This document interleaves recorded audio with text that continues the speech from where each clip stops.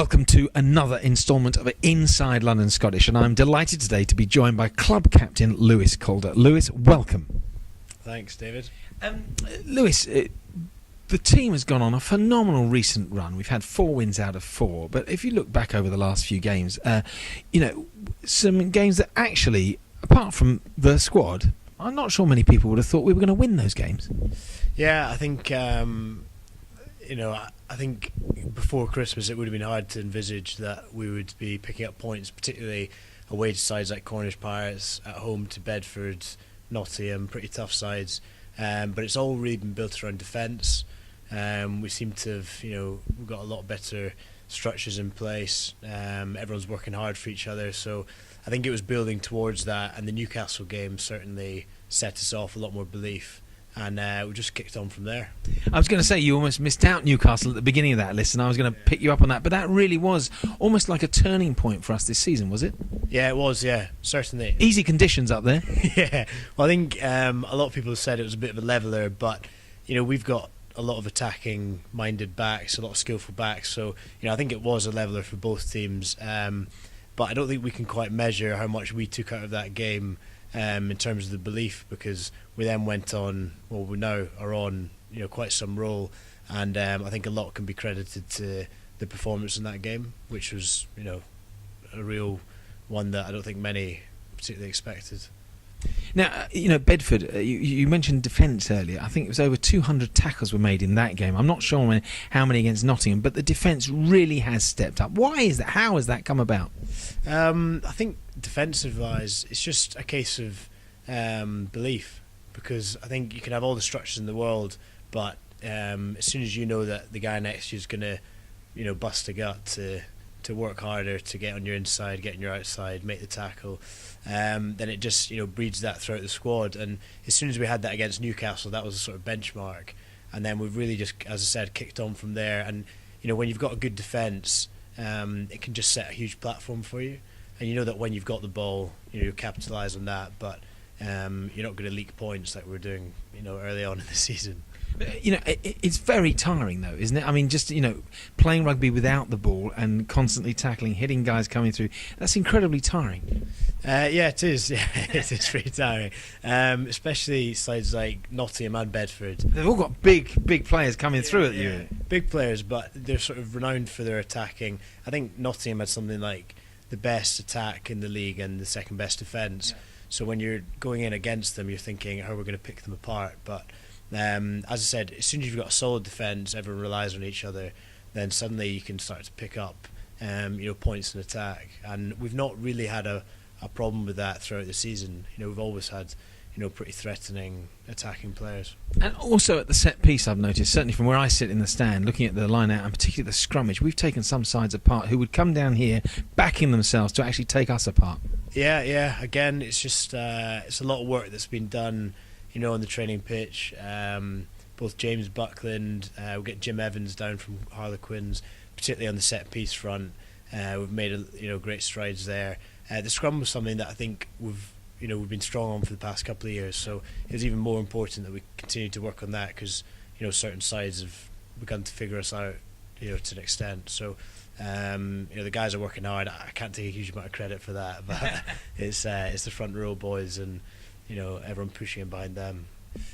You mentioned the coaches there, of course, and Serge Betson has been down recently. What benefits have come from this new set of coaches? I mean, Cods went after the first few weeks. That was a bit unsettling. That then we've got the system back in place. What sort of benefits have you seen apart from just that? I think that obviously there's a lot of change at the start of the season. A lot was made of that change. It wasn't particularly ideal for the squad at the time. We then endured a couple of pretty heavy losses, but since both James Buckland and Serge Betson's come on board, they've given a lot of support to Simon, who's having to take on quite a lot himself, but both of those guys have been hugely impressive, and that sort of coincided with the switch to full-time. So now we're operating daytime training with real quality coaches, and it's no surprise that it all built up towards a good performance against Newcastle, and now we're hopefully continuing a pretty good role. You mentioned there about daytime training. So how does that work? Because it's like a 3-day module, 3-day unit, isn't it, of training? How does that work exactly? Tell us a little bit more about that. We'll come in on Monday. We'll have a bit of a coffee, and it's very much in Monday, Tuesday, and Thursday, and the sort of Monday Tuesday sessions pretty heavier, and then This is for sort of like a Saturday match week. Yeah, Saturday match week, sort of typical week, and then it'll taper off towards the end of the week. But it's usually sort of Monday afternoons, the contact day, so you'll find a few guys, with sore hammies and things like that, a few of the backs whimpering out of that. But not the forwards, obviously. Not the forwards, of course. But so it's pretty heavy start of the week, then tapers off. But just having a regular structure in place makes it a lot easier. Whereas before we were operating on evening sessions, trying to cram everything in.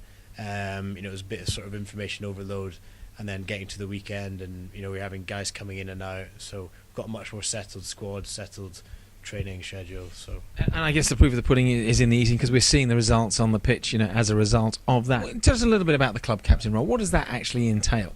Yeah, well, for instance, this week's quite a good example. We've been getting guys in to do some coaching, which is hugely important. A lot of the time it's coaching kids that are just about the same height as me, but quite tall then. Yeah. About 6'2", 3.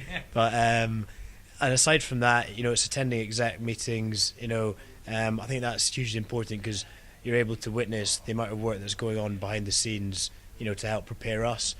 From sponsorship, investment, a whole range of issues. What's happening in the junior setup, the amateur setup. So just being able to be aware of that, and then try and feed it back into the pro side, to the players that are coming in every day is important, because I think they need to be aware of the club that they're part of.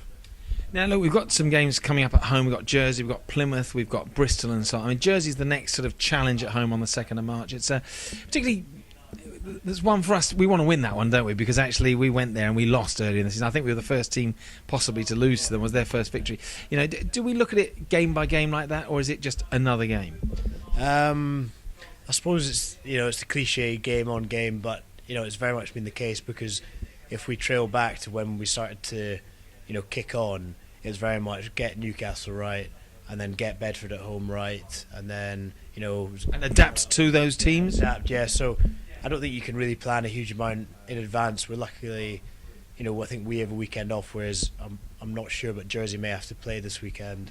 But they're suddenly now, in touching distance of Doncaster, who have picked up a good win against Leeds at the weekend. So they're going to be fighting, aren't they? They're not coming here to lose, that's for sure. Exactly. So they'll be fighting hard. It's important that we just stick to what we've been doing, and should take care of itself.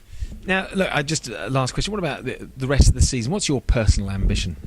We're looking in good shape now. I think we've just got to, check off each game as it comes. I think it's 6 games to go, and now we're looking up the table, as opposed to, perhaps this time last year where we were, it was squeaky bum time. So it's a really healthy position to be in. And actually, those sides above us are looking over their shoulder at us, because suddenly we've become a side to be reckoned with. No one wants to come here and play necessarily, and even away. And last weekend, we've got to mention it, Cornish Pirates away.